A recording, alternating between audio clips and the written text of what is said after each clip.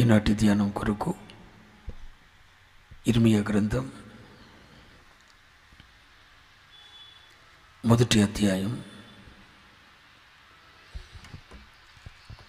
11-12 వచనాలు. మరియు యెహోవా వాక్కు నాకు ప్రత్యక్షమై, ఇర్మియా నీకేమి కనపడుచున్నదని సెలవిచ్చెను. ఇర్మియా నీకేమి కనపడుచున్నదని సెలవిచ్చెను. అందుకు బాదము చెట్టు చువ్వ కనపడుచున్నదని నేను అనగా, బాదము చెట్టు సువ్వ కనపడుచున్నదని నేను అనగా, యెహోవా నీవు బాగుగా కనిపెట్టితివి, నీవు బాగుగా కనిపెట్టితివి, నేను చెప్పిన వాక్యమును నెరవేర్చుటకు నేను ఆతురపడుచున్నాను. నేను ఈ చిన్న మాట నా వెనుక చెప్పండి అందరూ. నేను చెప్పిన వాక్యమును నెరవేర్చుటకు నేను ఆతురపడుచున్నాను. నేను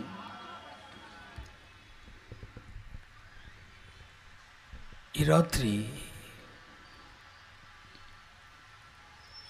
ఒక మహిమగల సందేశాన్ని ప్రభు మన ఎదుట ఉంచుతున్నాడని చెప్పి నేను నమ్ముతున్నాను.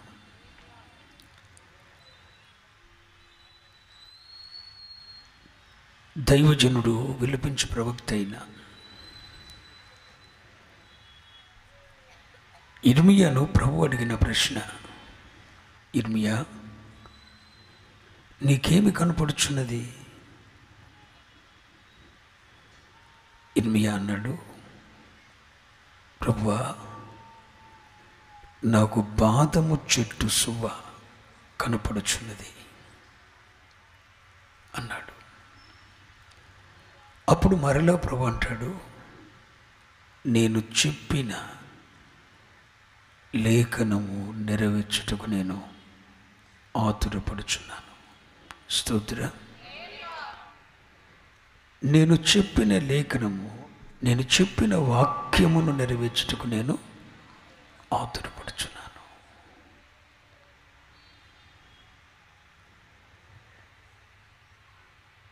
నా ప్రియ దేవుని జనాంగమా, ఈ సభలలో 2వ రాత్రి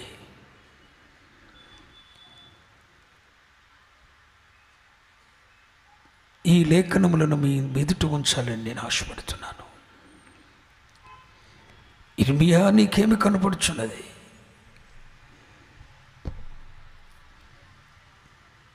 ఇర్మియా నీకేమి కనపడుచున్నది? ఇదే ప్రశ్న ఒకవేళ నిన్ను అడిగితే నీవేం చెప్పగలవు?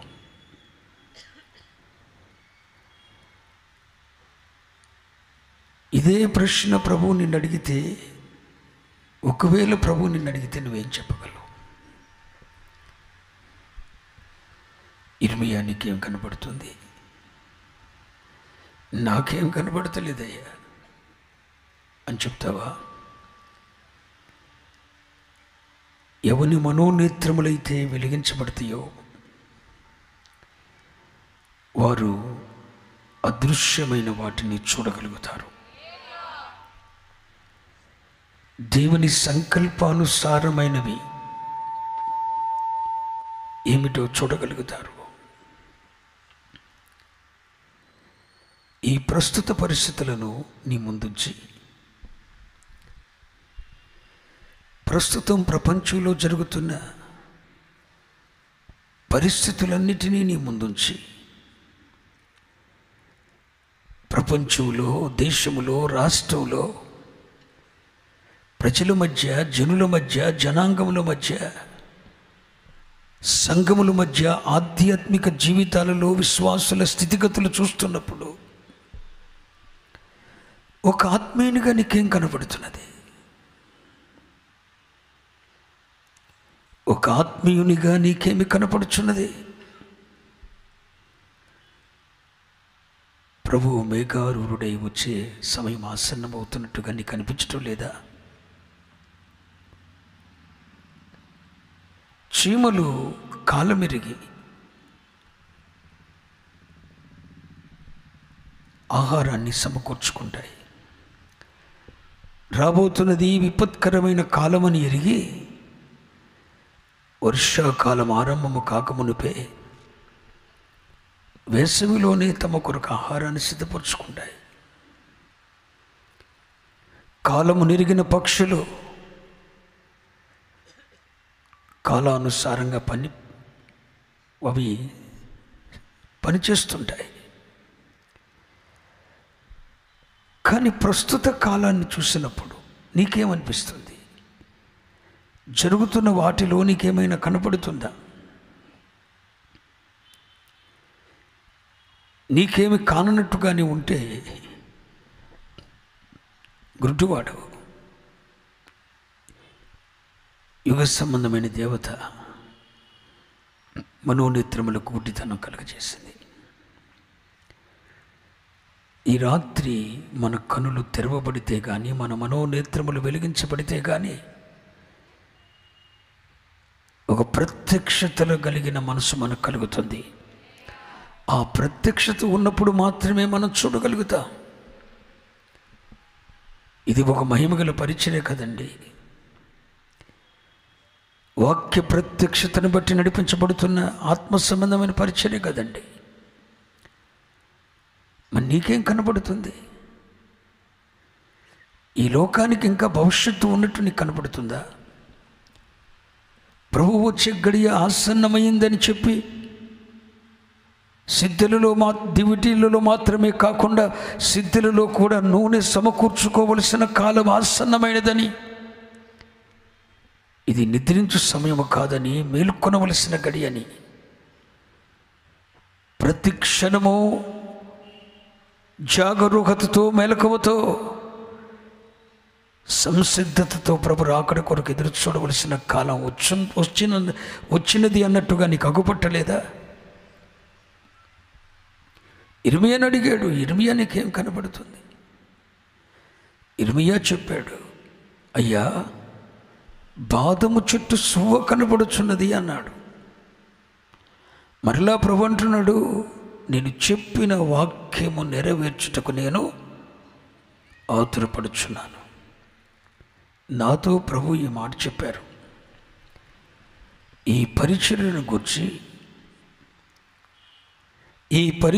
గూర్చి, ఈ సేవక కుటుంబమును గూర్చి ప్రభువు ఏనాడు చేసిన వాగ్దానములు నెరవేర్చుటకు దేవుడు ఆతురపడుచున్నాడు. మీలో అనేకులలో దేవుడు చేసిన నిబంధనను నెరవేర్చుటకు ఆయన ఆతురపడుచున్నాడు. బాదము సువ్వకు దీనికి సంబంధం ఏంటండి? ఆయనేమో, ఇర్మియా ఏమో నీకేమి కనబడుతున్నదని ప్రభు అడిగితే నాకు బాదము సువ్వ కనబడుతున్నది అని చెప్తాడు. ప్రభువేమో నువ్వు సరిగానే కనిపెట్టావు అంటూ నేను చెప్పిన వాక్యము లేదా లేఖనము నెరవేర్చుటకు నేను ఆతురపడుచున్నాను. వారిలో ఒంటరి అయినవాడు ఈ మంది యొక్కను. ఈ కార్యము చేయుటకు నేను త్వరపెడుతున్నాను. ఈ రాత్రి వేళ, ఈ 2వ రాత్రి సభలో ఈ పరిచర్యల విషయమై అనాది కాలం నుండి దేవుడు చేస్తూ వచ్చిన వాగ్దానములు నెరవేర్చు కాలమును ఆసన్నమైనది. ఆ కార్యములు చేయుటకు దేవుడు ఆతురపడుచున్నాడు. ఈ బాదము సువ్వకు దీనికి సంబంధం ఏంటి? పరిశుద్ధ బైబిల్ గ్రంథములో అక్షరము సంపుతుంది, ఆత్మ జీవింపచేస్తుంది. లేఖనములను మనము ధ్యానిస్తూ ఉన్నప్పుడు అది అక్షర సంబంధమైనవిగా కాదు, ఆ అక్షరము వెనుక దాగి ఉన్న పరిశుద్ధాత్మని యొక్క స్వరాన్ని, పరిశుద్ధాత్మ యొక్క మనస్సును మనం చూడగలగాలి. ప్రతి అక్షరము వెనుక ఒక ఆత్మీయ అర్థం ఉంది. బాదము చెట్టు సువ్వ అనేది దేన్ని చూయిస్తుంది? ఇర్మియా నీకేమి కనపడుచున్నది అని ప్రభు అడిగినప్పుడు బాదము చెట్టు శుభ కనపడుతున్నది అని చెప్పాడు. నువ్వు సరిగానే కనిపెట్టావు అని వెంటనే ప్రభు అంటున్నాడు, నేను చెప్పిన వాక్యము నెరవేర్చుటకు నేను ఈ బాదము చెట్టు శుభ పరిశుద్ధ బైబిల్ గ్రంథంలో కాలాన్ని చూయిస్తుంది. చెప్పండి, దేన్ని చూయిస్తుంది? కాలాన్ని చూయిస్తుంది. కాలాలలో ప్రత్యేకించి ఒక ఆత్మీయుని జీవితంలో 2 కాలాలు చూస్తాం. ఒకటి, దేవుడు తనకు చేసిన వాగ్దాన కాలాన్ని చూస్తాం, అది నెరవేర్చబడిన కాలాన్ని కూడా చూస్తాం. వాగ్దానము చేయబడిన కాలం వేరు, అది నెరవేర్చబడిన కాలము వేరు. అబ్రహాముతో సుమారు 75 ఏండ్ల వయసులో సంతానాన్ని ఇస్తానని వాగ్దానం చేశాడు. కానీ ఆ వాగ్దానం ఎప్పుడు నెరవేర్చబడింది?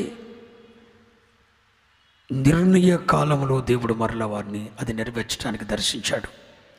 అంటే వాగ్దానం చేయబడిన కాలం ఒకటి ఉంది, అది నెరవేర్చుటకు దేవుడు నిర్ణయించిన కాలం. ఈ బాదము చెట్టు అనేది కాలాన్ని చూస్తుంది. అది ఏ కాలం అంటే విత్తే కాలాన్ని కాదు. విత్తే కాలం ఒకటి ఉంది, పంట కోసే కాలం ఒకటి ఉంది. వాగ్దానము చేయబడిన కాలం ఒకటి ఉంది, నెరవేర్చబడే కాలం ఒకటి ఉన్నది. అయితే ఈ బాదము చెట్టు సువ అనేది విత్తే కాలము, వాగ్దానము చేయబడిన కాలము కాదు సూచించింది. అది క్రియారూపమై దేవుని అనుమతితో జరుగుతున్న కాలం. అంటే దేవుని కార్యము దేవుని కార్యము జరగటానికి దేవుడు జగదుత్పత్తికి ముందుగానే నిర్ణయించిన కాలం అది. మీకు అర్థమవడం చెప్తున్నాను. 75 సంవత్సరంలో అబ్రహాముకు వాగ్దానం చేశాడు. కానీ వాగ్దానం చేసిన వెంటనే పుత్రుని ఇవ్వలేదు, వారసుని ఇవ్వలేదు. 100 ఏళ్ల ప్రాయంలో దేవుడిచ్చాడు. ఆ 100 ఏళ్ల ప్రాయం గురించి రాయబడినప్పుడు నిర్ణయ కాలమున అన్నాడు. అంటే దేవునికి ఒక టైం టేబుల్ ఉంది, దేవునికి ఒక నిర్ణయ కాలం ఉన్నది. ఆ నిర్ణయ కాలమే ఈ బాదము చెట్టు సువ అనేది. దేవుడు నిన్ను దర్శించటానికి, నీ ఎడల తాను చేసిన వాగ్దానమును నెరవేర్చడానికి, ఆయన చేసిన ప్రమాణమును స్థిరపరచటానికి జోక్యము చేసుకున్న కాలము, ఫలము పోసే కాలం. విత్తే కాలం కాదు ఇది,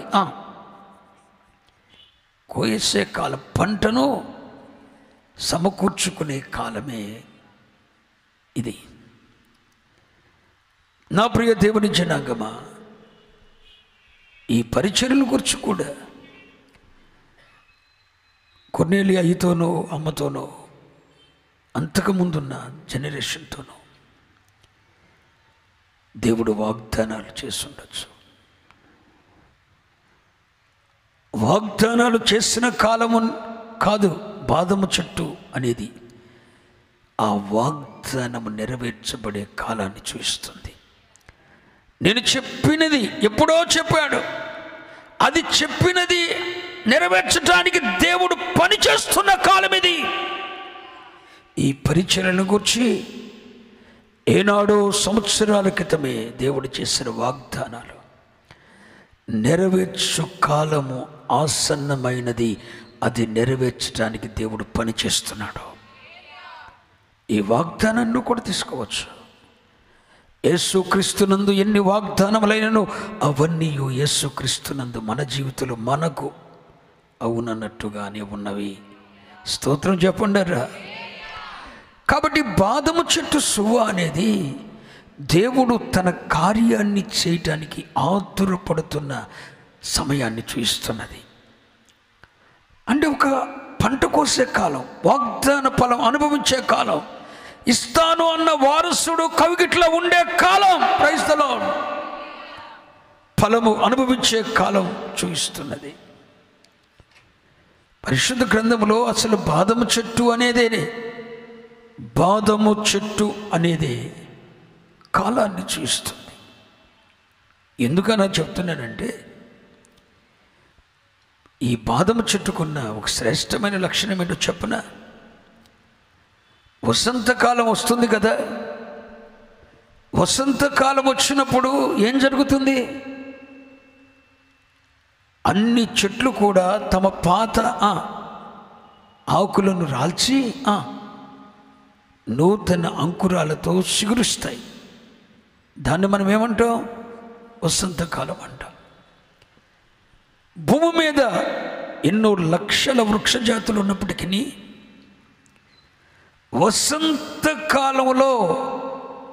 వసంతకాలం ఎంటర్ అవ్వగానే మొట్టమొదట భూమి మీద సిగిర్చే వృక్షం ఏదైనా ఉంది అని అంటే అది బాదము చెట్టు. స్తోత్రం చెప్పండి. హల్లెలూయా. 1,00,000 వృక్ష జాతులు భూమి మీద ఉన్న ఆ వృక్ష జాతుల్లో వసంతకాలం ఎంటర్ అవ్వగానే ప్రప్రథమంగా సిగిర్చే చెట్టు ఏ చెట్టు? బాదం చెట్టు. ఇది చిగిర్చింది అంటే అర్థం ఏంటి? వసంతకాలం వచ్చింది. చెట్టులన్నీ కూడా, వృక్షములన్నీ కూడా నూతన అంకురాలతో పచ్చగా నిగనిగలాడు కాలం వచ్చిందిరా బాబు, వసంతకాలము సమీపమైంది అన్న సమాచారాన్ని ప్రపంచానికి అందించే చెట్టే బాదము చెట్టు. ఇది చిగిర్చింది అంటే అర్థం ఏంటంటే వసంతకాలం వచ్చింది అన్న సందేశం ప్రజలకు వెళ్ళేది. వసంతకాలములో మొట్టమొదట చిగిర్చే వృక్షం ఈ బాదం చెట్టు. ఇది చిగిర్చింది అంటే అర్థం ఏంటంటే వసంతకాలం వచ్చింది అని అర్థం. పరిశుద్ధ బైబిల్ గ్రంథంలో మన రక్షకుడు ప్రభువైన యేసుక్రీస్తు వారు కూడా వసంతకాలాన్ని గురించి మాట్లాడుతూ అంజూరము లేతదై అది సిగిర్చినప్పుడు వసంతకాలం వచ్చునని మీరు తెలుసుకొనండి అని ప్రభు చెప్పారు. అంజూరం అనేది ఇశ్రాయేలు జాతిని చూయిస్తుంటే, ఈ ఇశ్రాయేలు జాతిని ప్రపంచం ముందు పెట్టి ప్రభు ఇశ్రాయేలు జాతిని ప్రపంచాన్ని ముందు పెట్టి ప్రపంచానికి దేవుడు ఒక పాఠం నేర్పించాడు. అంజూరపు చెట్టు అనేది బైబిల్లో ఇశ్రాయేలు జాతిని చూయిస్తున్నది. రే, ఆ ఇశ్రాయేలు జాతిని చూడండి రా, అది ఒకప్పుడు రాతి మీద రాయి ఉండకుండా కూల్చబడింది, పట్టణము కాల్చబడింది, కానీ అది చెల్లాచెదురైపోయింది. ఒక్కడు మిగలకుండా ప్రపంచానికి చెల్లాచెదురైపోయారు. ఇదిగో ఆ చెదిరిపోయిన ఇశ్రాయేలు జాతి మరలా అది లేతదై చిగురుస్తుంది అని ఇశ్రాయేలు జాతిని ప్రపంచాన్ని ముందు పెట్టి, ఇదిగో ఈ అంజూరం ఒకప్పుడు ఎండిపోయింది కదా, దేవునికి సరైన ఫలమివ్వక, దేవుని సంకల్పాన్ని నెరవేర్చగా, దేవుని సంకల్పాన్ని తృణీకరించి ఈ అంజూరం ఒకప్పుడు ఎండిపోయింది. మరి ఒక కాలం వస్తుంది, ఆ కాలం వచ్చినప్పుడు ఈ అంజూరం మరలా ఏమవుతుంది చెప్పండిరా? చిగురుస్తుంది. ఈ అంజూరము చిగిర్చినప్పుడు వసంతకాలం వస్తుంది. నా రాకడ సమీపించిందని మీరు తెలుసుకోమన్నాడు ప్రభు. స్తోత్రం చెప్పరే. అంటే పరిశుద్ధ గ్రంథములో వసంత కాలాన్ని ప్రభు దేనికి పోల్చారు? తన మహిమ గల రాకడకు సూచనగా వసంత కాలాన్ని పోల్చాడు. ఆ వసంత కాలంలో ఏం జరుగుతుంది? అంజూరము చిగురిస్తుంది.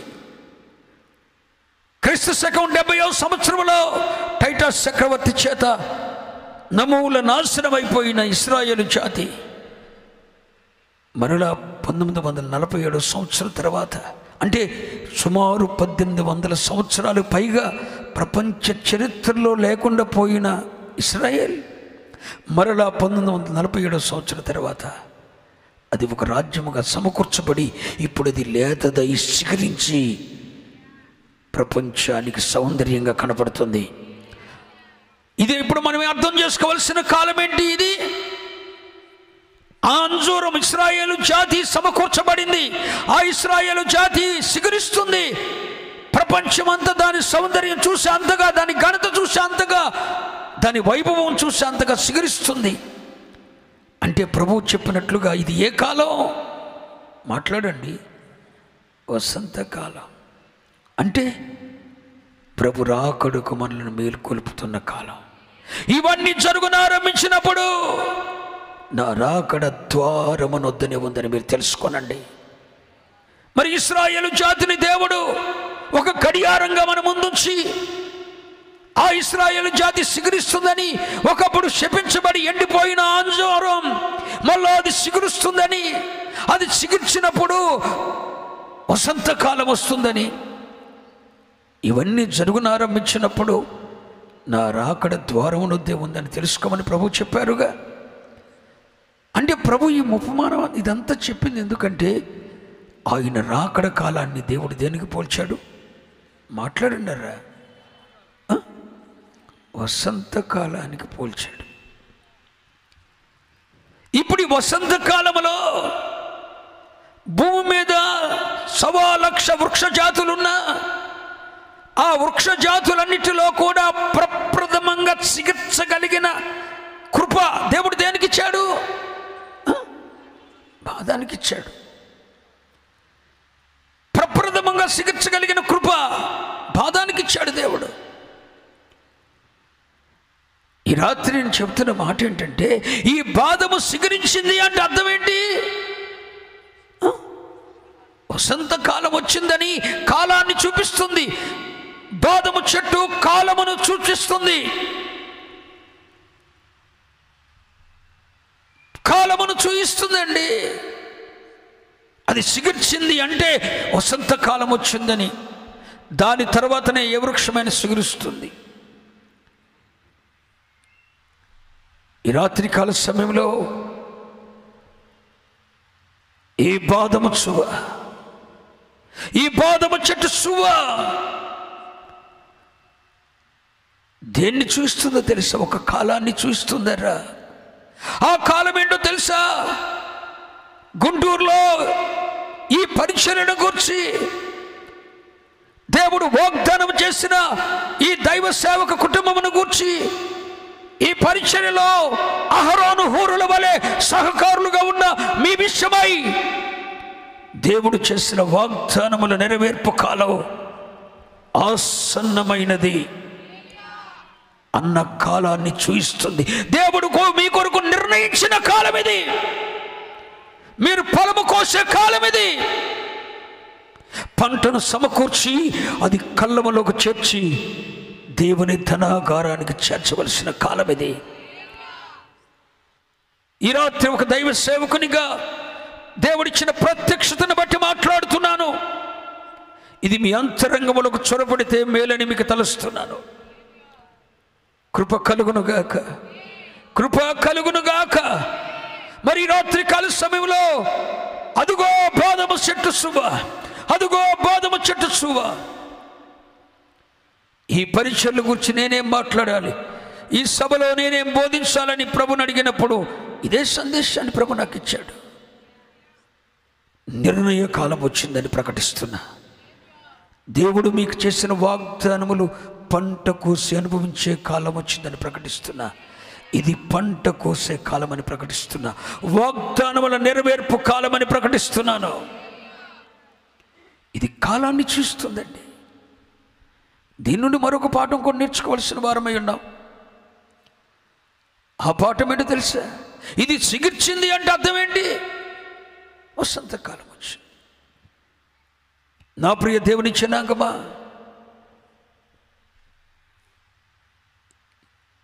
ఈ గుంటూరు ప్రాంతంలో ఎన్నో పరిచర్లు ఉండొచ్చు, దేవుని ఏర్పాటుతో ఉండవచ్చు, లేకపోతే దేవుని ఏర్పాటు లేకుండానే పుట్టుకొచ్చిన పరిచర్లు ఉండొచ్చు. అన్నీ మహిమ ఎదుట నిలిచేవి కావు. కానీ రాత్రి నేను చెప్తున్నాను, బాదము చెట్టు శుభ వసంతకాలం రాకమునిపి, వసంతకాలం ఎంటర్ అవుతూ ఉండగానే ఇది సిగురు చేస్తుంది. నేను మనసారా కోరుకుంటున్నాను, నీవాత్మీయుడవైతే, నువ్వు ఆత్మీయురాలవైతే ఈ బాదము చెట్టు శుభను బట్టి నేను నేర్పుతున్న పాఠం ఏంటో తెలుసునా? అదిగో ప్రభు రాకడ ఆసన్నమవుతున్నది. ప్రభు వచ్చు గడియ ఆసన్నమవుతున్నది. స్తోత్రం చెప్పండి. ప్రభు రాకడ ఆసన్నమవుతున్నది. ప్రభు వచ్చు గడియ ఆసన్నమవుతున్నది. ఆ గడియకు ముందే నీవు సిగరించాలని నేను కోరుకుంటున్నాను. నువ్వు సిగరించాలని కోరుకుంటున్నాను. నువ్వు సిగరించాలి. సిగిర్చింది అంటే అర్థం ఏంటండి? సిగిర్చింది అంటే అర్థం ఏంటి? ఈ సిగురించుట అనేది దేన్ని చూపిస్తుంది? తీతుపత్రిక 3వ అధ్యాయం 5వ వచనం చూస్తే, తీతుపత్రిక 3వ అధ్యాయం 5వ వచనం,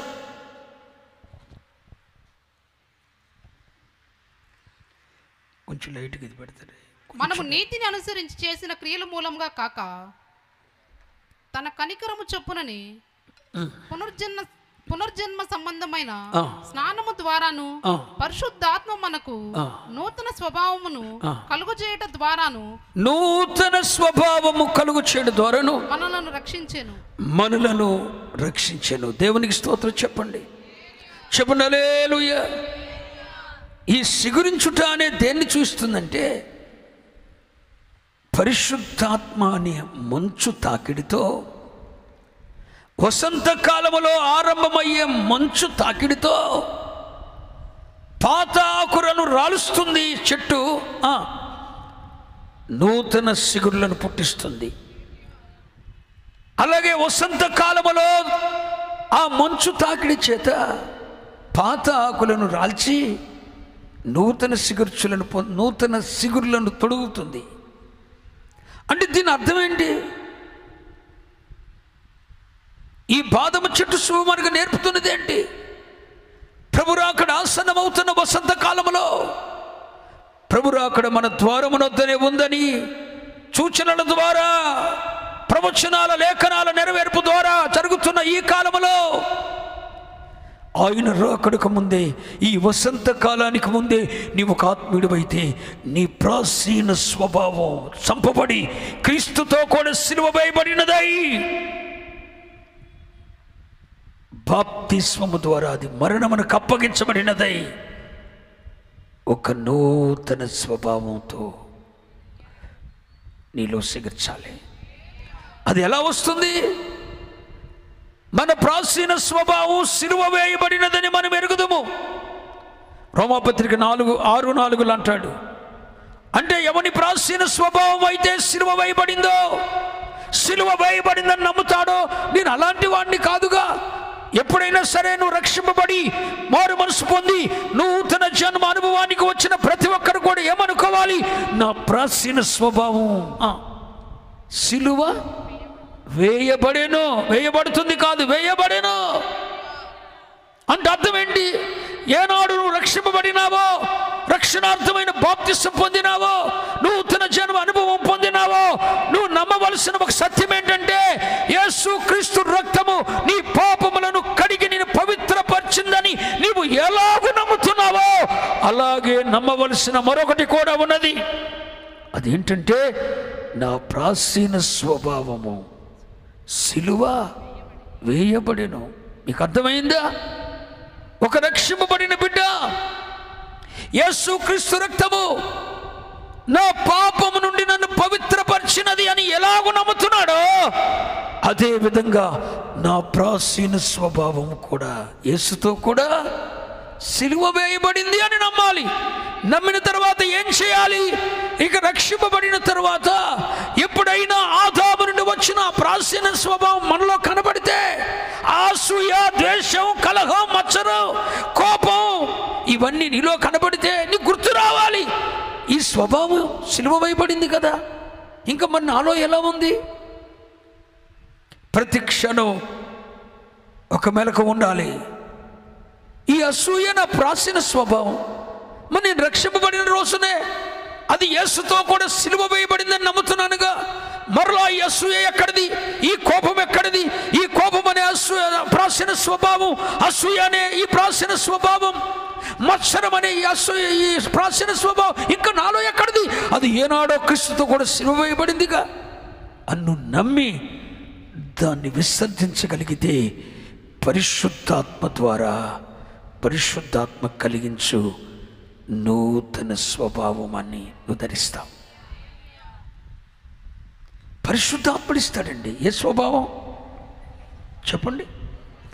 నూతన స్వభావం. ఈ సిగుర్చుట అనేది నూతన స్వభావాన్ని చూస్తుంది. నా ప్రియ దేవుని జనాంగమా, నీవు ఒక ఆత్మీయుడు అయితే దేవుని రాకడ సమీపిస్తున్న దినాలలో ఈ పాదముత్సవం ద్వారా దేవునికి నేర్పుతున్న పాఠం ఏంటి తెలుసా? ప్రభు రాకడొస్తుంది. వసంతకాలం వచ్చే గడియాసనమైపోయింది. అదిగో అది ఈ క్షణమే అన్నట్టుగా ఉన్నది. మరి ప్రభు రాకడకు ముందటి గడియలలో కాదు, ముందటి క్షణాల్లో మనం ఉన్నాం. ఈ క్షణమైన ప్రభు రావచ్చు. లేఖనముల నెరవేర్పంతా జరిగిపోయింది.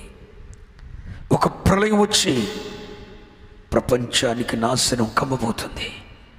ఆ ప్రళయమునకు ముందే క్రీస్తు స్వరక్తమిచ్చి సంపాదించిన ఆయన పిల్లలు, ఆయన పోలికలో మార్చబడిన వారు రూపాంతరపరచబడి మహిమ మేఘమెక్కిపోతున్నారు. మరి వసంత కాలానికి ముందుగానే కాలం సమీపించిందన్న సంగతి అర్థమైపోతుంది. మరి కాలం సమీపించింది, ప్రభు రాకడ సమీపించిన ఈ కాలంలో నువ్వు ఆత్మీయుడివైతే నీలో నూతన స్వభావం ఏది? మరలా వాక్యం చదవండి. పరిశుద్ధాత్మ ద్వారా తీతుపత్రిక 3:5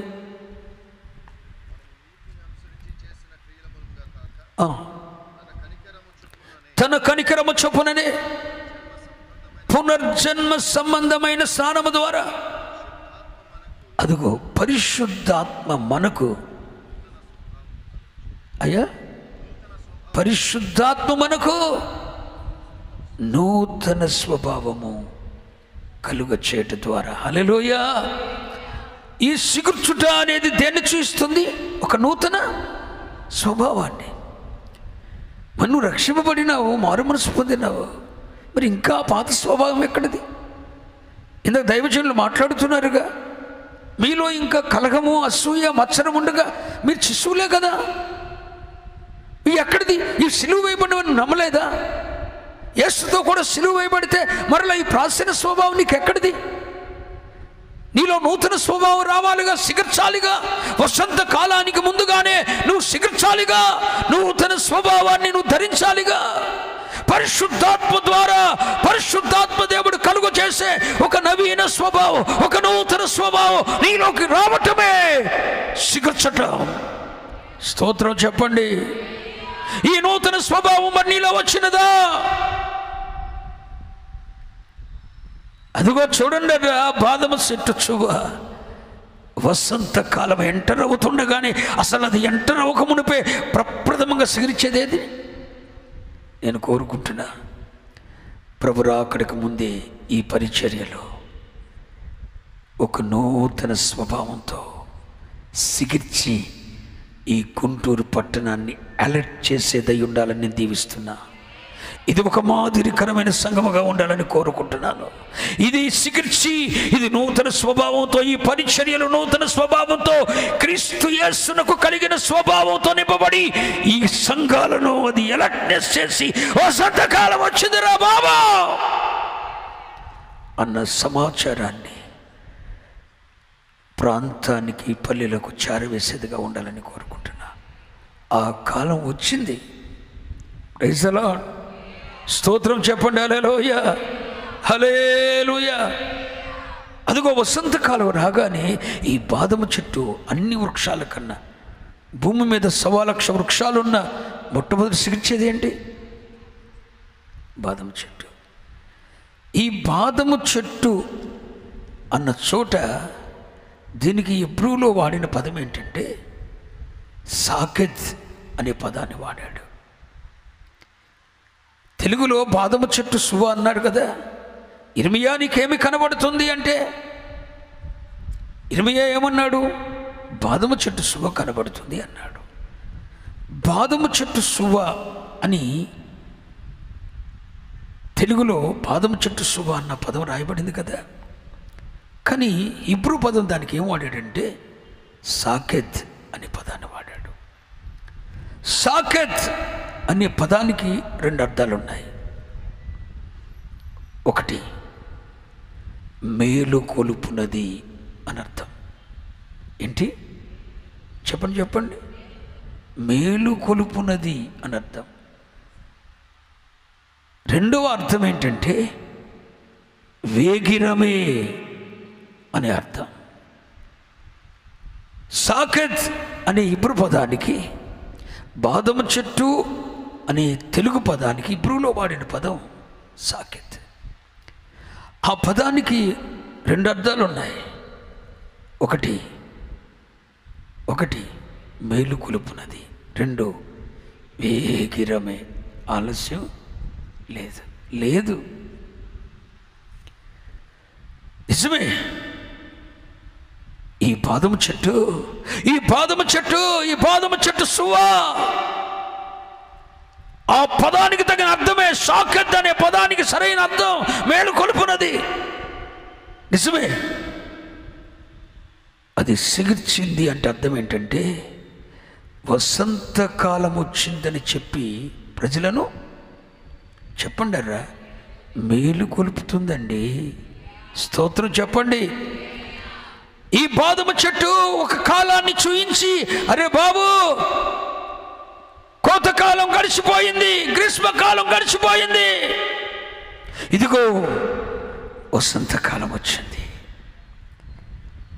కళ్ళములో ఉన్న పంట దేవుని కొట్లలో చేర్చబడే కాలం వచ్చింది. వసంతకాలం వచ్చింది అని ప్రజలను మేలుకొల్పేది ఏంటి? బాదం చెట్టు. సాకెత్ అనే పదానికి మొదటి అర్థం మేలుకొల్పునది. ఈ రాత్రికాల సమయంలో ప్రభు రాకడకు సమీపముగా ఉన్న క్షణాలలో ఉన్న మనం ఈ బాదము చెట్టును చూసి ప్రభు మనకు ఒక మాట నేర్పుతున్నాడుగా. ఈ బాదము చెట్టు వలె ప్రభు రాకడకు ముందే రక్షింపబడి నూతన జన్మ అనుభవం పొంది పరిశుద్ధాత్ముడు కలుగజేసే నూతన స్వభావం అని సిగర్చగలిగామా? నూతన స్వభావం అనే సిగురు మనలో ఉందా?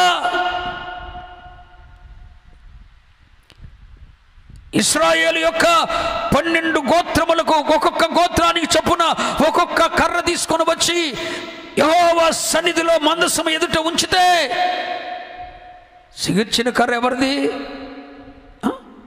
అహరోనుదైన కర్ర సిగిర్చింది. కారణం ఏంటి? ప్రభు ముందే చెప్పాడు, నేను ఎవరిని ఏర్పరచుకుందునో వాని కర్ర చిగురుస్తుంది. అదుగండి అహరోను ఏర్పాట్లో ఉన్నాడు. మహిమగల రాకడలో ఎత్తబడటాన్ని అనటానికి ఏర్పాట్లో ఉన్నాడండి. నిత్య యాజకత్వానికి అతను వారసుడు అనటానికి, ఘనత పొందే యాజకత్వ ధర్మం స్వీకరించటానికి రాసులైన యాజక సమూహముగా ప్రతిష్ఠించబడిన వాడని ఏర్పరచబడ్డాడండి. ఒక్కొక్క గోత్రము కర్ర చొప్పున అన్ని గోత్రాల కర్రలు తీసుకొని వెళ్తే అహరోనుదైన కర్ర మాత్రమే, లేవి కుటుంబీకుడైన అహరోనుదైన కర్ర మాత్రమే చికిత్సి. ఎందుకు చిగురుస్తాను? ప్రభు ముందే చెప్పాడు, నేను ఎవరిని ఏర్పరచుకుందును వాని కర్ర. మహిమగల రాకడ కొరకు ఎవడు ఎత్తబడాలి? ఆ మహిమగల రాకడలో కడబూర ధ్వని వినబడగానే, ఇక్కడికి ఎక్కిరామో అన్న ఒక శబ్దము వినబడగానే ఆ బూరధ్వని శబ్దము విని ఇదిగో గువ్వలు రెక్కలు ధరించి గోళ్ళకు ఎగిసినట్లుగా ఈ శరీరములనే మహిమగల శరీరములుగా దేహ విమోచన పొంది ఆ మహిమ మేఘమెక్కటానికి దేవుడు జగత్తు పునాది వేయబడక మునిపే ఎవడైతే ఎన్నిక చేయబడి ఏర్పరచబడ్డాడో వాని కర్రలు వాని పరిచర్యలు సిగురుస్తాయండి. నూతన స్వభావం పొందుతాయండి. దేవుని ఏర్పాటులో లేనివాడు, దేవుని సంకల్పంలో లేనివాడు రక్షింపబడిన వాని కర్ర సిగర్చదా? నువ్వు ఏర్పాట్లో ఉన్నావా? నువ్వు ఏర్పాట్లో ఉంటే నీ కర్ర సిగురుస్తుందండి. నువ్వు ఏర్పాట్లో ఉంటే మహిమగల రాకడలో ఏర్పరచబడిన వంశములో నువ్వు చేర్చబడే ఏర్పాట్లో నీవు ఉంటే నీ కర్ర నూతన స్వభావాన్ని పొందుతుందండి, నూతన జీవాన్ని పొందుతుందండి. అహరోను కర్ర సిగర్చలా. రక్షింపబడి ఇప్పటికే 20-30 సంవత్సరాలు అయిపోయిందిగా. ఇది మరి నీలో నూతన స్వభావం? క్రీస్తు యేసునకు కలిగిన మనస్తత్వం ఏది? ప్రభువైన యేసుక్రీస్తు వారి యొక్క స్వభావం నీలో ఎక్కడున్నది? అంటే అసలు నువ్వు ఏర్పాట్లో ఉన్నావా? ఎన్నికలో ఉన్నావా? జ్యేష్ఠత్వం పొందుకున్నానన్న ధీమాలోనే ఉన్నావు, కానీ అది ఇంకొకడు చేజెక్కించుకోబోతున్నాడు అన్న సంగతి నీకు అర్థం అవట్లేదా? ఏర్పాట్లో ఉన్నవాడు ఇంకొకడు చేజెక్కించుకోబోతున్నాడు. ఏర్పాట్లో ఉన్నవాని కర్ర మాత్రమే సిగురుస్తుంది. ఒక మాట చెప్పున, మళ్ళా 12 కర్రలు బయట తెచ్చేసరికి అహరోనుదైన కర్ర సిగిర్చింది. ఎవరి కర్ర వారికి ఇచ్చేసాడంట మోషే. ఎవరి కర్ర అట్ట వాళ్ళకి ఇచ్చేశాడు. కానీ సిగరించిన అహరోను కర్రను గురించి దేవుడు ఏమన్నాడు తెలుసా? ఈ కర్రను తీసుకుని వెళ్ళి మరలా నా సన్నిధిలో నిబంధన మందసం ఎదుట ఉంచు. మరలా మహిమలోకి చేర్చబడిన కర్ర ఏది చెప్పండారా? అన్ని కర్రలు తెచ్చిన కర్రలు అన్ని యెహోవా సన్నిధికి వచ్చాయి. 12 కర్రలు వచ్చాయి. 12 కర్రల్లో ఎవడి కర్ర వాడు తీసుకెళ్ళిపోయాడు మరలా. కానీ సిగరించిన అహరోను కర్ర ఎక్కడికి వెళ్ళింది? మరలా అహరోను దగ్గరికి వెళ్ళా. నిబంధన మందసం ఎదుటికి వెళ్ళింది. అంటే మహిమలో చేర్చబడింది. అంటే ఎవని కర్ర సిగురుస్తుందో, ఏ పరిచర్యలలో నూతన స్వభావం కనబడుతుందో, ఏ సేవకుని జీవితంలో క్రీస్తు యేసు వంటి మనస్తత్వ స్వభావం కనబడుతుందో, ఏ ఆత్మీయ జీవితంలో నూతన స్వభావం అనే సిగురు కనబడుతుందో, వారు మరలా తిరిగి మహిమలో చేర్చబడతారో, క్రీస్తు ఎదుట నిలబడగలుగుతారో. ఆయన మేఘారూరుడే వచ్చినప్పుడు ఆయన సన్నిధి నిరపరాధులుగా నిర్దోషులుగా నిలబడగలుగుతారు. మరి బాదమ చెట్టు సువ వసంత కాలానికి ముందుగానే సిగిర్చినట్లుగా ప్రభు రాకడికి ముందుగానే మరి నువ్వు సిగర్చగలిగావా? నూతన స్వభావం నీకుందా? ఇక ఈ అంజూరు ఈ యొక్క బాదమ చెట్టు అనగానే ఇబ్రులు దానికి వాడిన పదం సాకెత్. అంటే దాని అర్థం ఏంటి? మేలుకొలుపుతుందండి, అనేకులను మేలుకొలుపుతుంది. తాను సిగరించింది, తాను నూతన స్వభావం పొందింది. ప్రభు వస్తున్నాడు, ప్రభు వస్తున్నాడు, ప్రభు రాకడ ఆలస్యం లేదు, ఆయన వచ్చు గడి ఆసన్నమైందని చెప్పి అనేకులని దేవుడు ఏం చేస్తుంది? టైం అయిపోయింది, టైం అయిపోయిందని చెప్పి మేల్కొల్పుతుందండి. ఒక కాలాన్ని చూపించి సిగిర్చి అనేకులను కాలమును బట్టి మేల్కొల్పే వృక్షమే బాదం చెట్టు. స్తోత్రం. మరి రాత్రి నువ్వు ఎలా ఉన్నావు? నువ్వు సిగర్చగలిగావా? నువ్వు నూతన స్వభావం పొందగలిగావా? ఇంకొకరిని మేల్కొల్పగలుగుతున్నావు? ఒక దినాన ప్రభువైన యేసుక్రీస్తు వారు శిష్యులతో కూడా ఒక మాట చెప్పారు. యోహాను సువార్త 11వ అధ్యాయం 11వ వచనం చూస్తే, యోహాను సువార్త 11వ అధ్యాయం 11వ వచనం, ఆయన ఈ మాటలు చెప్పిన తరువాత మన స్నేహితుడైన లాజరు నిద్రించుచున్నాడు, మన స్నేహితుడైన లాజరు నిద్రించుచున్నాడు, మేలుకొల్ప వెళ్ళుచున్నానని వారితో చెప్పగా. ఏంటండి? మేలుకొల్ప వెళ్ళుచున్నావు. ఎవరిని? చెప్పండి చెప్పండి. లాజరునట. ఎవరి లాజరు? ఆయనకు ఒక పేరుంది, నీవు ప్రేమించినవాడు. మార్త మరియలు యేసుకి ఏమని గౌరవిస్తారు? నీవు ప్రేమించేవాడు రోగి అన్నాడు. యేసయ్య ప్రేమించేవాడండి లాజరు. అంటే యేసు ఎవరిని ప్రేమిస్తున్నాడో ఆయన ప్రేమిస్తున్న వారు ఇంకా అనేకులు నిద్రవస్థలో ఉన్నారు. స్తోత్రం చెప్పండి. ఆయన ప్రణాళికలో ఉన్నవారు, ఆయన ఏర్పాట్లో ఉన్నవారు అనేకులు నిద్రవనస్థలో ఉన్నారు. నామకార్థ క్రైస్తవ సంఘాలనే సమాధులలో బంధించబడి, నామకార్థ క్రైస్తవ సంఘాలనే సమాధులలో బంధించబడి మృత్యువులుగా పడున్నారు. వాడిని ఎవడు మేలుకొల్పుతారు? వాడిని ఎవడు మేలుకొల్పుతారు? యేసు ఎంతమందిని ప్రేమిస్తున్నాడో, ఆయన ప్రేమిస్తున్న అనేకులు, లాజరు వంటి వారు, ఆయన ప్రేమిస్తున్న అనేకులు నామకార్థ క్రైస్తవ సంఘాలనే, మత సాంప్రదాయాలనే సమాధుల్లో బంధించబడ్డారు.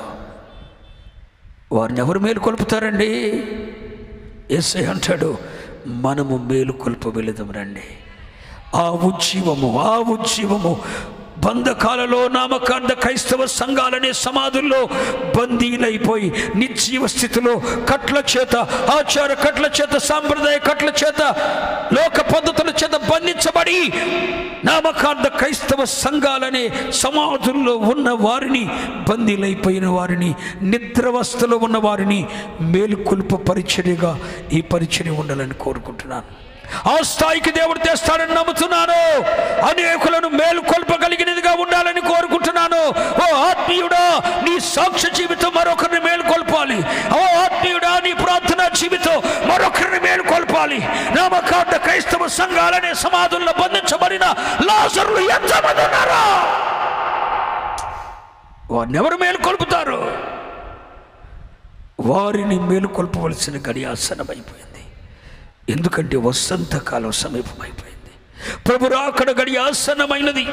ఆసన్నమైన ఈ గడియలో నీవు మేలుకొల్పాలి.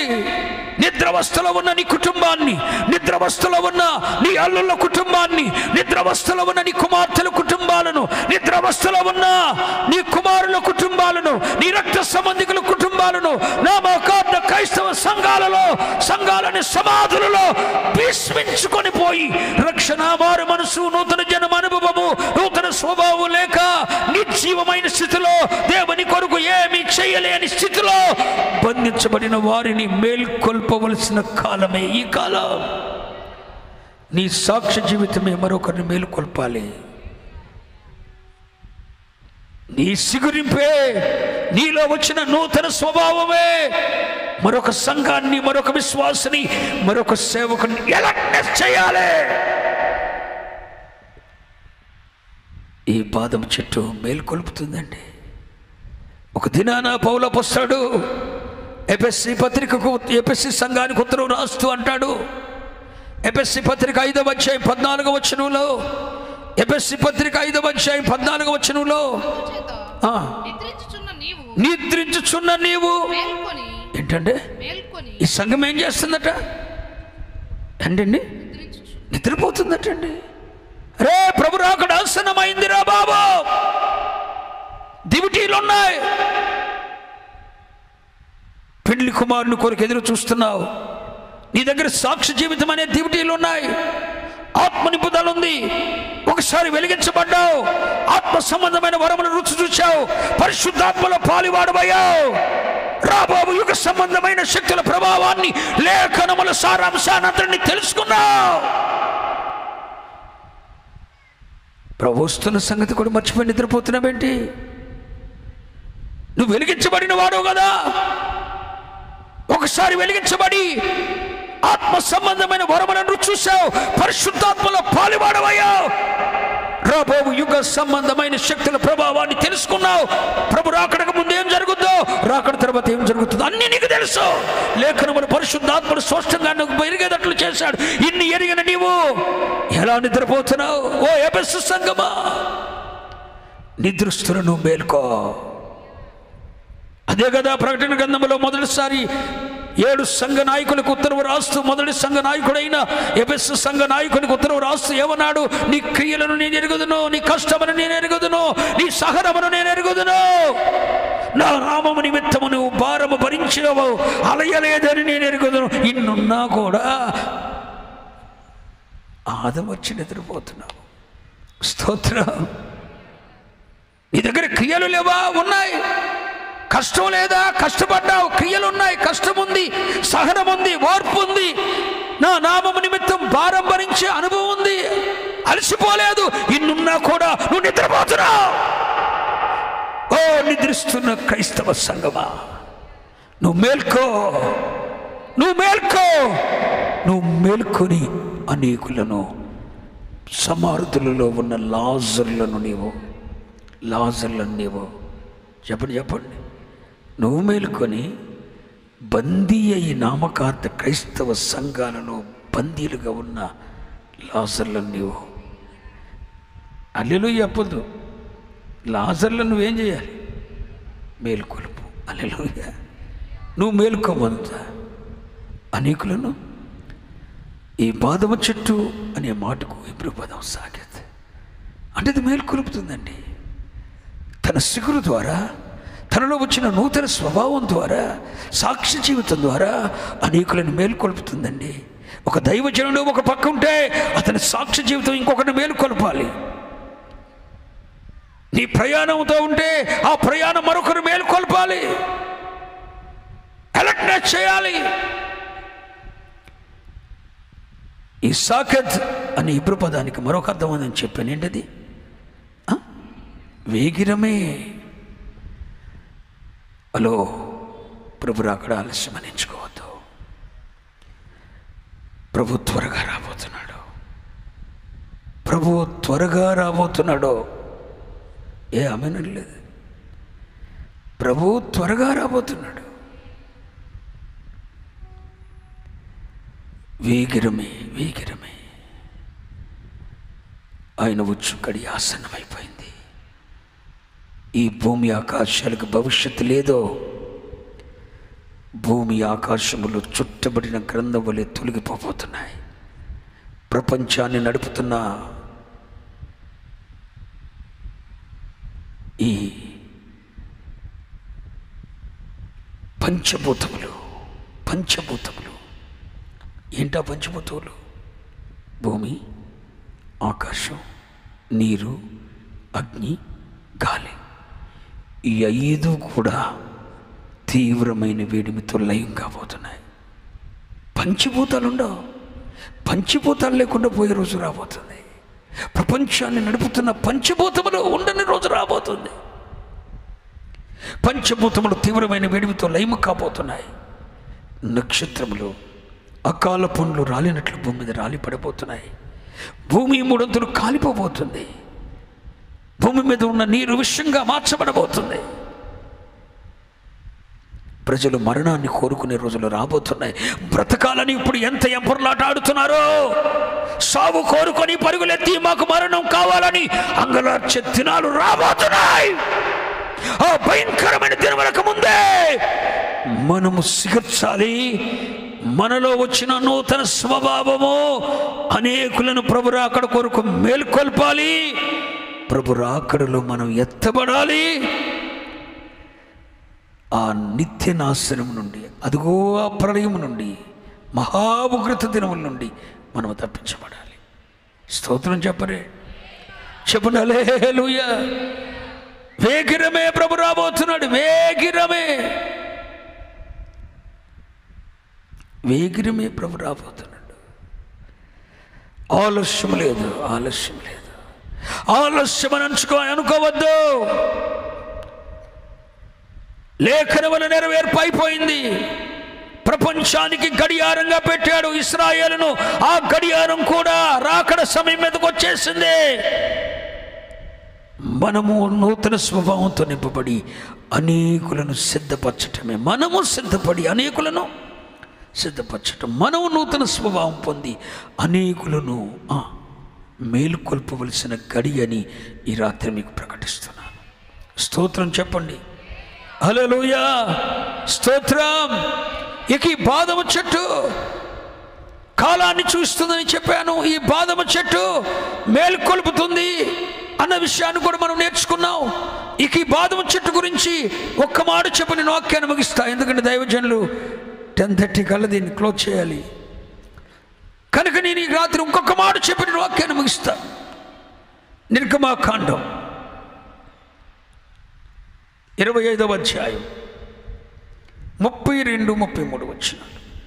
దీపవృక్షము యొక్క ఒక ప్రక్క నుండి 3 కొమ్మలు, దీపవృక్షము యొక్క రెండవ ప్రక్క నుండి 3 కొమ్మలు, అనగా దాని ప్రక్కల నుండి 6 కొమ్మలు దిగుడవలెను. ఒక కొమ్మలో మొగ్గ పువ్వు గల బాదము రూపమైన బాదం రూపము గల 3 కలశములు రెండవ కొమ్మలో. దేవునికి స్తోత్రం చెప్పండి. హల్లెలూయా. ఇదంతా మనకు తెలుసు. ఎందుకంటే ఆత్మానుసారంగా ఎదుగుతున్న బిడ్డలు కాబట్టి. దీపవృక్షముల గురించి తెలియని వారు ఎవరుంటారు? ఒక మహిమగల ఉపదేశాలున్న ఐపీసీ సంస్థలో పనిచేస్తున్న వారు ఉపదేశక్రమం ఎరిగిన వారు కాబట్టి అంత విశదీకరించి చెప్పనవసరం లేదు.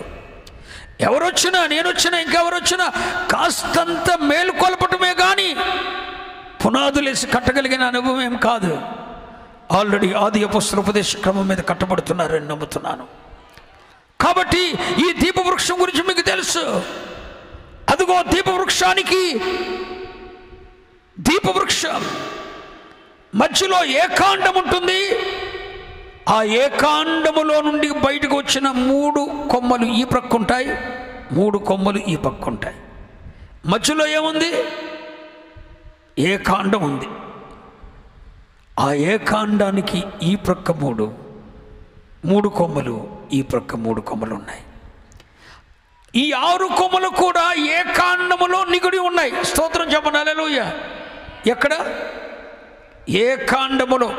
మధ్యలో ఒక ఏకాండం ఉందండి దీపవృక్షానికి. ఆ ఏకాండానికి ఈ ప్రక్క 3 కొమ్మలు, ఈ ప్రక్క 3 కొమ్మలు ఉన్నాయి. అటు 3, ఇటు 3 కొమ్మ. ఈ 6 కొమ్మలు కూడా దేంట్లో నిగిడి ఉన్నాయి? మధ్యలో ఉన్న ఏకాండములో నిగిడి ఉన్నాయి. నిగిడి ఉన్నాయి. ఈ నిగిడి ఉన్న కొమ్మలలో ప్రతి కొమ్మలో కూడా 6 కొమ్మల్లో కూడా చూస్తే ప్రతి కొమ్మలో బాదము మొగ్గ, బాదము పువ్వు, బాదం ఏంటి? మొగ్గ, పువ్వు, బాదం, మొగ్గ, పువ్వు, బాదం, మొగ్గ, పువ్వు, బాదం. మళ్ళీ ఈ పక్క మొగ్గ, పువ్వు, బాదం, మొగ్గ, పువ్వు, బాదం, మొగ్గ, పువ్వు, బాదం. అంటే 6 కొమ్మల్లో కూడా ఏమున్నాయి? మొగ్గ, పువ్వు, బాదం. స్తోత్రం చెప్పండి. ఈ 6 కొమ్మలు మధ్యలో ఉన్న ఏకాండం మన ప్రభువైన యేసుక్రీస్తు వారైతే ఆ ఏకాండములో నిలిచి ఉన్న కొమ్మలు రక్షింపబడిన నీవు నేనై ఉన్నాం. స్తోత్రం చెప్పండి, హల్లెలూయా. మధ్యలో ఉన్న ఏకాండము ప్రభువైన యేసుక్రీస్తు అయితే ఆ మధ్యలో కొమ్మ ఏకాండములో నుండి ఆ ప్రక్క 3, ఈ ప్రక్క 3 నిగిడిన 6 కొమ్మలు ఎవరంటే నీవు, మనమందరము యేసుక్రీస్తులో నిలిచి ఉన్నాం. స్తోత్రం చెప్పండి. రక్షింపబడిన మనం ద్రాక్షావల్లి అయిన క్రీస్తులో నిలిచి ఉన్నట్లుగా క్రీస్తు నందు నిలిచి ఉన్నాము. స్తోత్రం చెప్పండి. దీపవృక్షం నేర్పుతున్న పాఠం అదే. మనమందరము ఏకాండమైన క్రీస్తులో నిలిచి ఉన్నాము. నిలిచి ఉన్నాం. ఆయనలో నిలిచి ఉన్న ఈ కొమ్మలలో కనపడాల్సింది ఏంటి చెప్పండి? ఇంత చెప్పుకున్నాం కదండి. 6 కొమ్మల్లో కూడా ఒకటే ఏంటి? మొగ్గ, పువ్వు, బాదం. అంటే అర్థం ఏంటి? మొగ్గ, పువ్వు, బాదం. మొగ్గ పువ్వు అయింది, పువ్వు అంటే దాని అర్థం ఏంటి? ఆధ్యాత్మిక ఎదుగుదలను చూస్తుంది. యేసుక్రీస్తులో నిగిడిన మనం, యేసుక్రీస్తు అనే ద్రాక్షవల్లిలో నిలిచి ఉన్న మనం మొక్కలాగా ఉండిపోకూడదు. రక్షింపబడిన మనము శిశువులను పోలిన వారిగానే ఉండకూడదు. పేతురు అపోస్తలుడు చెప్పినట్లు శిశువుల వలె ఎదుగుచు అక్కడ ప్రారంభం అవ్వాలి. బలవంతులం అవ్వటమే కాదండి, క్రీస్తు వలె ఉండుటకు. ఎలా? క్రీస్తు వలె ఉండుట. చదవండి ఎఫెసీ పత్రిక 4వ అధ్యాయం 15వ వచనం. ఎఫెసీ పత్రిక 4వ అధ్యాయం 15వ వచనం. మనమందరము ప్రేమ కలిగి సత్యము చెప్పుతూ క్రీస్తు వలె ఉండుటకు. ఎలా ఉండటానికి?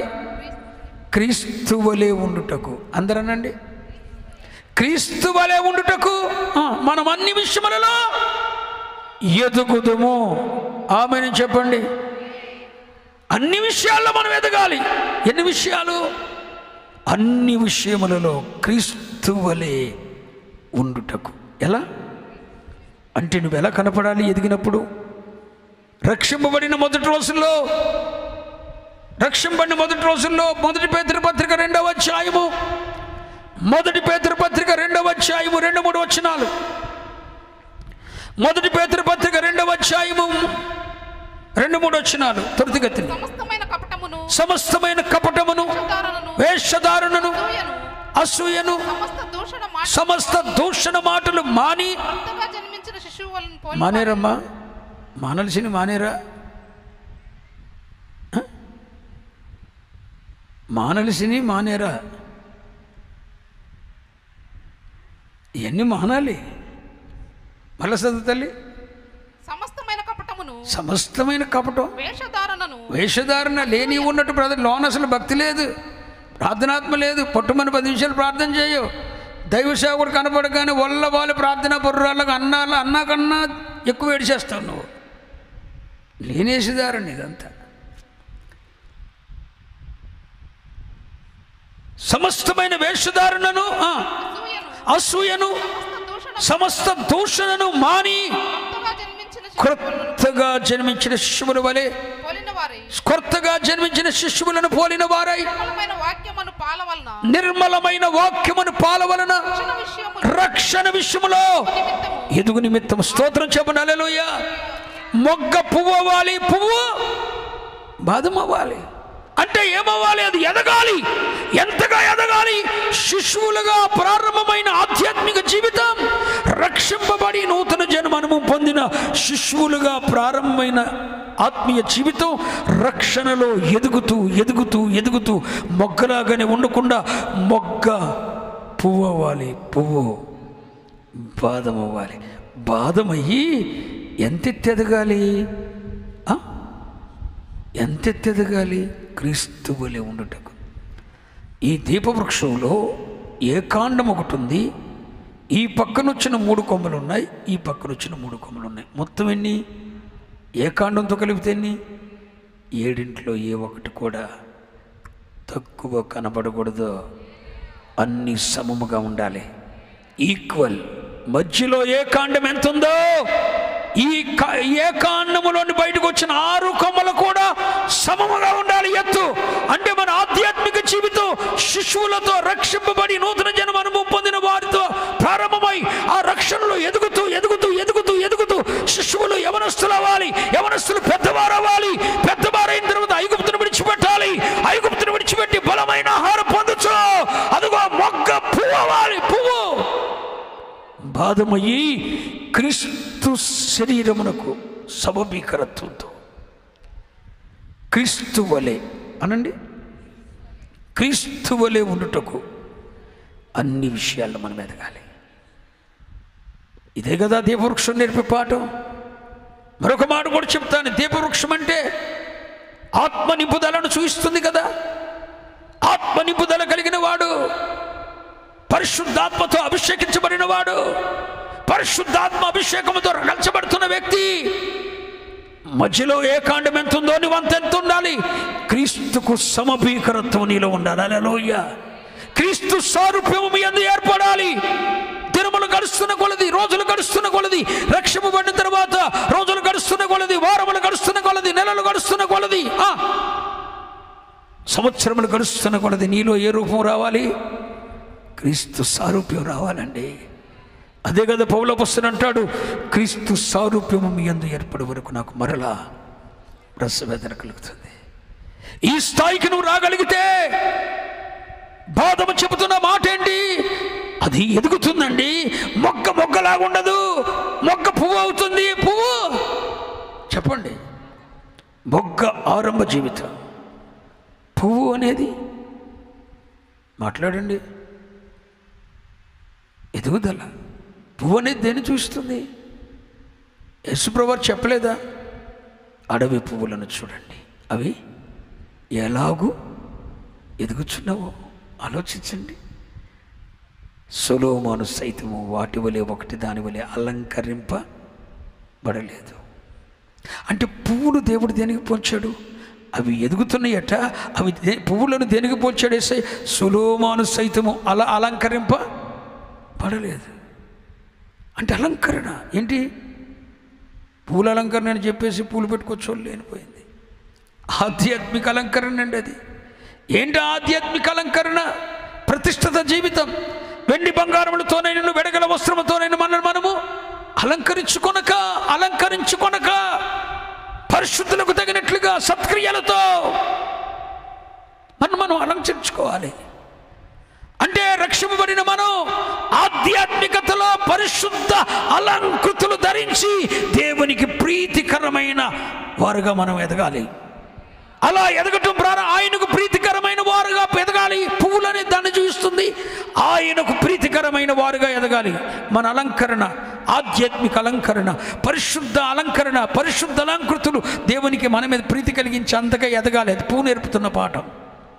మొగ్గ రక్షింపబడిన అనుభవం నువ్వు చూపుతుంటే, పువ్వు ఆధ్యాత్మికతలో ఎదిగిన అనుభవం, ఆయనను ఆకర్షించుకునే అనుభవం, ఆయనను తృప్తిపరిచే అనుభవం, పరిశుద్ధ అలంకృతులు ధరించి పరలోక తండ్రిని మహిమపరిచే అనుభవం. ఆ స్థితికి నువ్వు రావటమే కాదండి, అంతకన్నా పై ఎత్తుకి ఎదగాలి. ఏ ఎత్తుకి?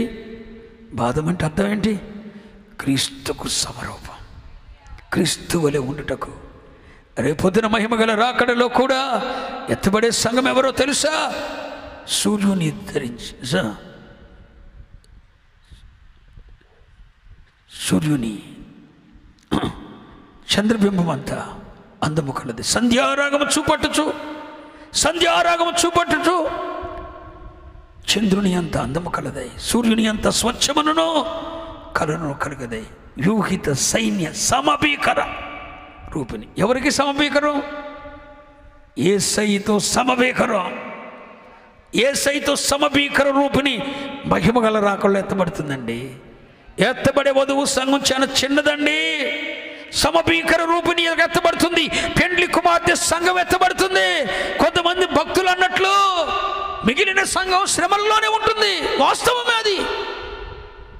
కానీ వధువు సంఘం శ్రమలలో ఉండదు. హల్లెలూయా. సమభీకర స్థాయికి, ఆయనను పోలి ఎదిగిన స్థాయికి, ఆయన వలె ఆధ్యాత్మిక స్థితిలో ఎదిగిన వారు మహిమ మేఘమెక్కి ఆయనతో కూడా సింహాసనం మీద కూర్చుండబోతున్నారు. మరి రాత్రి పాదం ద్వారా నేర్చుకుంటున్న పాఠం ఏంటి బిడ్డ? ఆధ్యాత్మికతలోని స్థాయి ఎక్కడికి ఉంది? ప్రభొచ్చు గడియ వసంతకాలం సమీపించింది కదా.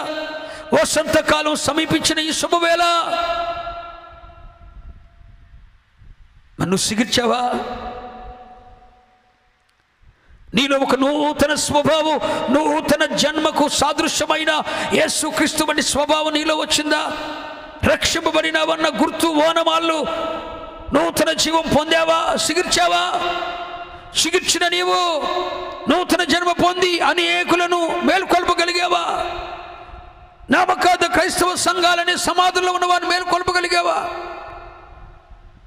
బాదము చెట్టు వలె మొగ్గలాగా ఉండకుండా పువ్వులాగా దేవుని ఆకర్షించి ఆధ్యాత్మిక పరిశుద్ధ అలంకృతులతో దేవుని సంతోషపెట్టి నీ ఆధ్యాత్మిక స్థాయిలో క్రీస్తు వలె ఉండటానికి అది కలుగుతున్నావా? బాదం నేర్పుతున్న పాఠం ఈ రాత్రి నీ జీవితంలో ఒక్కటైనా ఉందా? ఓ నా సహోదరుడా, ప్రభువచ్చు గడి ఆసనమైపోయింది. ప్రభువచ్చు గడి ఆసనమైపోయినది. ఆయన వేగిరమే రాబోతున్నాడు. ఎత్తబడతావా? ఈ రాత్రి ఈ క్షణం ఈ ఆరాధన జరుగుతూ ఉండగా ఆయన వస్తే ఎత్తబడగలను అన్న ఒక ధీమా నీకుందా? నవీన స్వభావం, నూతన పరిశుద్ధాత్మనిచ్చిన నూతన స్వభావాన్ని ధరించి, నూతన జీవాన్ని పొందుకొని అనేకులను మేల్కొలుపుతూ నీ సాక్షి జీవితం ద్వారా బాదము వలె ఆధ్యాత్మికతలో ఎదుగుదల పొందే కృపను నువ్వు కలిగి ఉన్నావా? ఎక్కడ వేసేవా గొంగడి అంటే అక్కడే రక్షింపబడిన రోజు నీ ఆత్మీయ స్థితి ఎక్కడుందో అక్కడే నీవు ఉంటే రేపొద్దున విడువబడతావు.